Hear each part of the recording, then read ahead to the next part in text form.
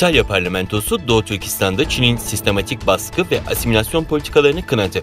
Parlamento, Çin'in baskı ve ihlallerini dile getirerek yaşanan kültürel, siyasi ve sosyolojik baskıları vurguladı. İtalyan parlamenterlerin yayınladığı kararda ağır insan hakları ihlallerinden bahsedildi. İtalya Temsilciler Meclisi milletvekilleri tarafından Çin'in Doğu Türkistan'daki insan hakları ihlallerini kınayan ortak bir basın açıklaması yayınlandı. 26 Mayıs 2021'de yayınlanan ortak basın açıklamasında Doğu Türkistan'da yaşanan yasa dışı doğum kontrolü uygulamalarına, dini özgürlüğün bastırılmasına, zorla çalıştırmaya, toplama kamplarına, keyfi gözaltılara vurgu yapıldı.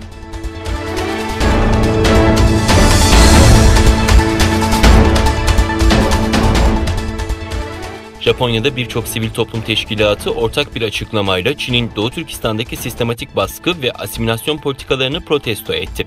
Protesto eyleminde Hong Kong, Tibet ve Moğol kökenli aktivistler de Çin yönetiminin ağır insan hakları ihlallerini kınadı. Doğu Türkistan'da Çin'in sistematik baskı ve asimilasyon politikaları soykırım boyutlarına ulaştı. Başta batılı ülkeler olmak üzere Doğu Türkistan'da yaşananları soykırım olarak niteleyen parlamento kararları çıkarıldı. Başkent Tokyo'da bir araya gelen aktivistler Doğu Türkistan'da soykırıma maruz kalan milyonlarca insanın yaşadığı baskılara karşı çıktı ve Çin yönetimini protesto etti.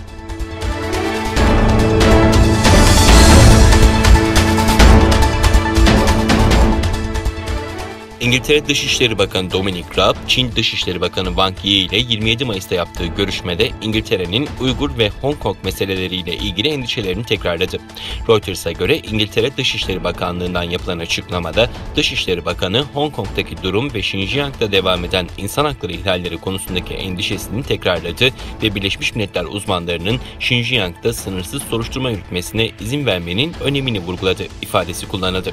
Açıklamada ayrıca iki ülkenin ticaretten biyolojik çeşitliliğin korunmasına kadar uzanan alanlarda birlikte çalışma fırsatına sahip olduğu konusunda anlaştıkları dile getirildi.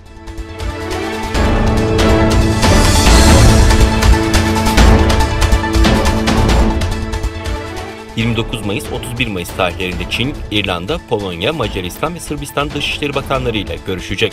4 Avrupa ülkesine davet Çin Dışişleri Bakanı Wang Yi'den geldi. Bakanlık sözcüsü 4 Avrupa ülkesinin Çin'e ziyaretini Cuma günü Pekin'de düzenlenen bir toplantıda söyledi. Wang'ın 4 bakanla ayrı ayrı görüşeceğini söyleyen sözcü, ziyaret kapsamında Çin-Avrupa ilişkilerinin üzerinde durulacağını aktardı. Çin gerçekleşecek görüşme kapsamında işbirliğinin derinleştirilmesine ve salgın sonrası ekonomik toparlanmanın desteklenmesine dikkat çekti. Çin uzun süredir Avrupa ülkeleri tarafından Uygurlara yönelik insan hakları ihlalleriyle suçlanıyor. Uygurlara yönelik muameleyi soykırım olarak nitelendiren ülkelerden biri de Litvanya. Suçlamaları reddeden Çin'in bu daveti aynı zamanda Çin'in Avrupa ülkelerine kendini anlatma çabası olarak da yorumlanıyor.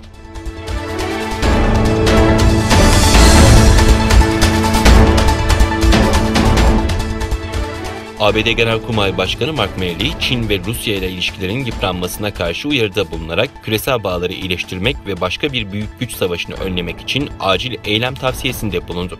ABD Genelkurmay Başkanı Hava Kuvvetleri Akademisi mezunlarına yaptığı konuşmada ABD'nin Çin ve Rusya ile uygun bir rekabet düzeyini sürdürmek için tehlikeli bir çizgi izlediğini söyledi. Teknolojik gelişme çağında yaşıyoruz diyen Milley, yapay zeka, robotik, insan mühendisliği, hipersonik, uzun menzilli hassas ateş sistemiyle birlikte artık insanlık tarihinde daha önce hiç var olmayan menzillerde hedefleri görebilir ve vurabiliriz.